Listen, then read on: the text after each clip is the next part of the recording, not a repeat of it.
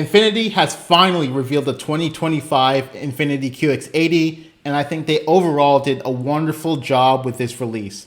Let's start with the looks. This uses their artistry and motion design language. From the front, we have a massive grille that Infiniti calls the double arch grille. In the middle of it, we see Infiniti's new logo, which is supposed to have a three-dimensional look, and it's also illuminated. The main attraction here are these daytime running lights with multiple LEDs going throughout. Infiniti went for a divorced look with the headlights at the mid-corners of the front fascia. With it are curtain vents that help to aerodynamically optimize the airflow around the wheel wells. Moving towards the side profile, we have flush door handles along with the side vents and large wheels. Towards the rear, we have full-length LED light bars featuring over 300 LED headlamps. They have a sort of smoked finish along with a fake exhaust look towards the bottom of the bumper. If you go for the autograph, that will have a two-tone roof treatment with a dark chrome trim, as well as 22-inch wheels. You can also get a sort of autograph logo on the rear window. When you enter the vehicle, you get these cool welcome lights that kind of remind me of the Honda Wing logo. In all, Infiniti made a handsome and elegant looking vehicle in my opinion. It's one of the best, if not the best looking vehicles in its segment. I think they did a great job by differentiating a little bit between the other vehicles in its class, which says something because there's only so much you can do with that boxy design. Moving to the interior, Infiniti says that they focus on soft touch materials with particular attention paid to layering them over any hard parts where passengers' arms, elbows may rest on them. But this is sort of the expectation when you're spending over 80 grand on a vehicle. And I think Infiniti did deliver here. Everything seems to be covered in either leather or leatherette, from the dashboard, center console. The trims on the doors look to be made of wood or metal, along with the speaker grills being made of metal as well. We get a brand new steering wheel, obviously leather wrapped, with Infiniti spelled out on the base. It also features that new logo that we mentioned on the exterior impressions, but the steering wheel appears to use a capacitive buttons, which is an L, but you do have a couple of tactile dials that can be used to change the settings on the driver information display, along with operating the infotainment display as well. This makes a great transition into the two 14.3 displays. The digital gauge cluster is configurable meter with 3 views. Infiniti calls these classic, elegant, and enhanced. The center display comes with Google built in. For your climate controls, Infiniti has implemented a separate 9-inch touchscreen for all the climate controls, including front seat heating and cooling, and also selecting the drive modes for this vehicle. Personally, I would have rather had 9 inches of quality buttons rather than a screen.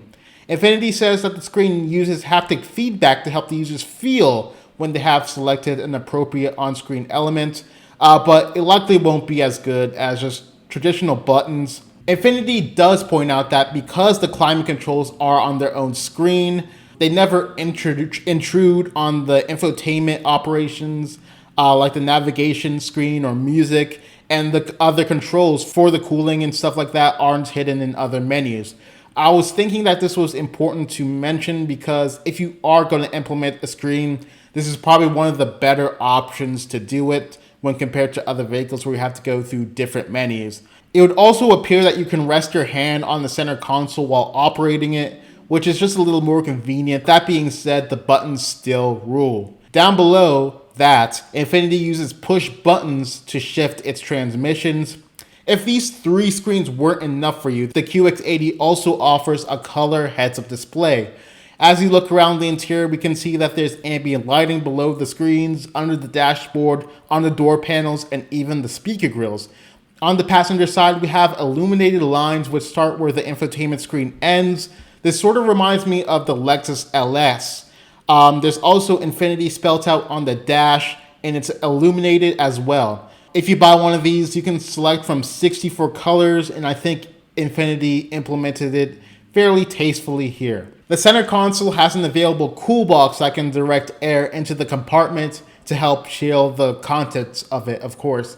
Infiniti used a 6-pack of soda as an example, so this should give you an idea of what this is capable of carrying. And in the pictures, it looks pretty big as well. There are USB Type-C ports that are available in every row, 8 in total, and that can charge up to 15 watts and 3.0 amp power ratings as well. If you step up to the autograph trim, you get semi-aniline leather finishes with a unique stitch finish that is partially completed by hand. You also get open pore ashwood trim around the cabin, and they also have some aluminum accents running throughout the trim as well. Heated seats are available for every row. The first 2 rows are available with heated, cooled, and massage seats as well. In autograph grades, the rear seats and the rear climate controls are controlled by a touchscreen that are integrated into the Infiniti QX80 center console.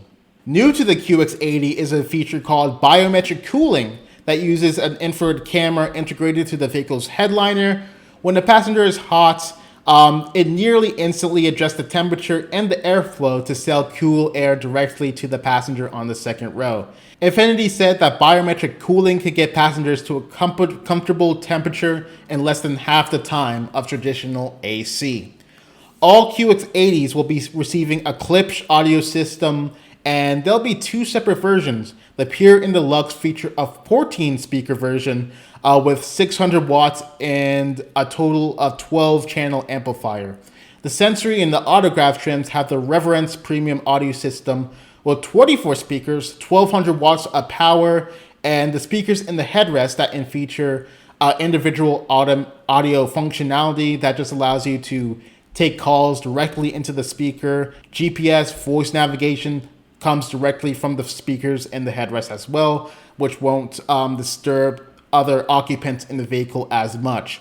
Other differences between the 2 systems include titanium tweeters, 4 Highline roof-mounted speakers, an 8-inch tri-power subwoofer, and a 24-channel amplifier. The system also has dynamic audio reveal technology to adjust the audio equalization to max background noise actively, so basically active sound control, and DGX 3D sound algorithm to create an immersive sound experience throughout the cabin, places listeners in the center of the performance. Roominess for the passengers have been increased with additional knee and foot space in the first and second rows. There's also significantly enhanced width, knee, and leg room for the third row passengers. The second and third row also feature standard power fold and raise functions, which can be accessed from buttons in the cargo area or the touchscreen. The second row features a walk-in row that makes access to the third row a little bit easier.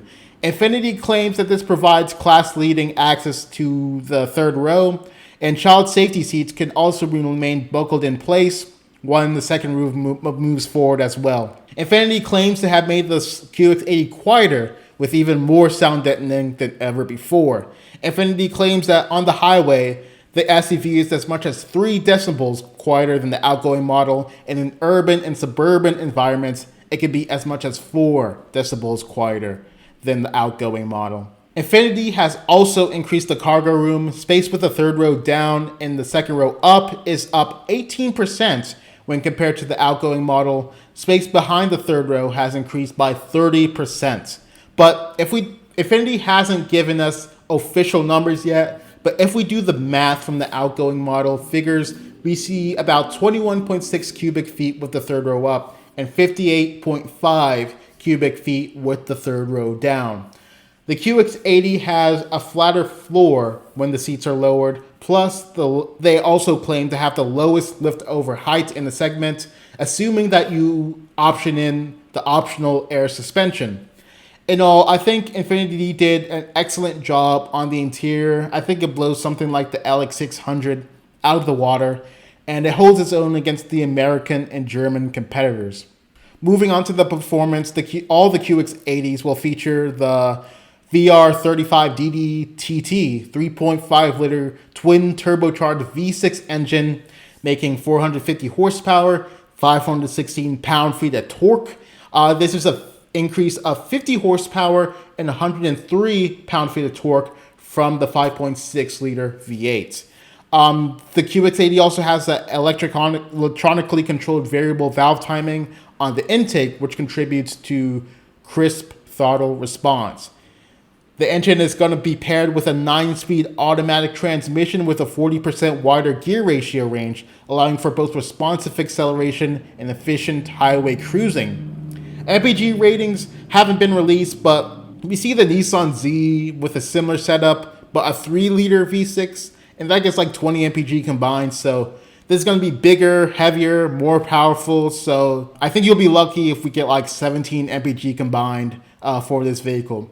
The Pure and the Lux are equipped with either rear-wheel drive or four-wheel drive. The Sensory and the Autograph have four-wheel drive standard. They also have an auto mode system that can switch between drive modes for various road surfaces as well.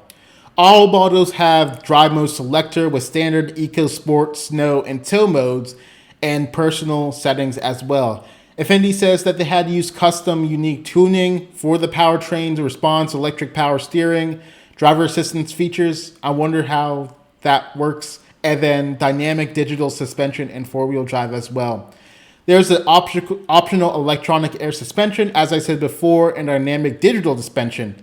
The air suspension can lower by 1.2 inches at speed for aerodynamic improvements. When parked, it can lower by 2.8 inches from the normal setting for better access when getting out of the vehicle, loading things in the vehicle, etc. The off-road mode raises the air suspension by 2.4 inches above the normal ride height as well. The dynamic digital suspension always measures the vehicle's motion and calculates the required dampening force for the electronically controlled dampers. It can regulate the vehicle's motion, including body roll around curves. It can minimize up and down motions on pothole, I guess, and bumpy roads. And all of the system delivers a much smoother ride, and it also helps smoother lane changes as well. The vehicle is also a lot stiffer than ever before, with a 50% increase in lateral stiffness and the adoption of electronic power rack steering, which has a 300 increase in torsional stiffness, and it also helps with the advanced driver's assistance features as well. Infiniti added a bunch of cameras to help park and navigate this big beast. The first is the front wide view, which uses the camera to provide a 170-degree view to both of the 14.3-inch displays, and it basically allows for seeing cars that are parked or in tight corners and garages. The next is going to be the invisible hood view, which basically allows the cameras to project an image that's basically like seeing through the hood of the car. The result is basically helping with curbs and narrow drive-through areas, car washes, those kind of situations. The next is a 3D around view monitor, basically the 360 camera with moving object detection, and it now adds a 3D spring function and multiple pre-selected angles, and the driver can see the car, and it's supposed to provide a natural viewpoint to see the vehicle surrounding when parking or maneuvering. The next is a smart rear view mirror, which has basically been enhanced from the outgoing QX80. And that provides better low light performance and crisper imaging. And it also has a tow mode for people who use their trailer as well. And basically that is when it turns your mirror into the backup camera. Safety wise, you get a lot of your safety features that typically come standard, which I'll put on the screen. The QX80 features 2 levels of driver's assistance. The first is going to be Pro Pilot Assist 1.1. Which is in a lot of Nissan products, and it combines the intelligent cruise control with the lane centering that can help you stay in your lane. The system uses data from navigation systems to adjust the vehicle's speed for curves, interchanges, and other driving situations as well. The really interesting part is the Pro Pilot Assist 2.1, which is going to be optional on the Lux and the Sensory models, but standard on the AWD Trims. And this basically allows for the drivers to take their hands off the steering wheel in certain situations on the highway. So I'm thinking it's something close to Super Cruise or Blue Cruise. But that's pretty much all you need to know for that. It'll be available in 4 trims, from Pure to Lux to Sensory to Autograph.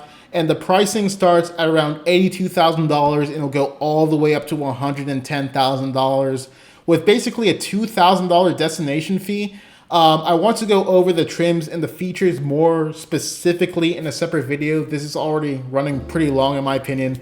But yeah, Infiniti put out pretty much a banger of a vehicle. Hopefully it can start a resurgence for this brand, and they need it bad. And hopefully they can start with the Q50, which needs an update very much. But yeah, more competition is always a good thing. Tell me what you think of this vehicle down below in the comments, and I'll see you guys in the next video. Thank you for watching. Peace.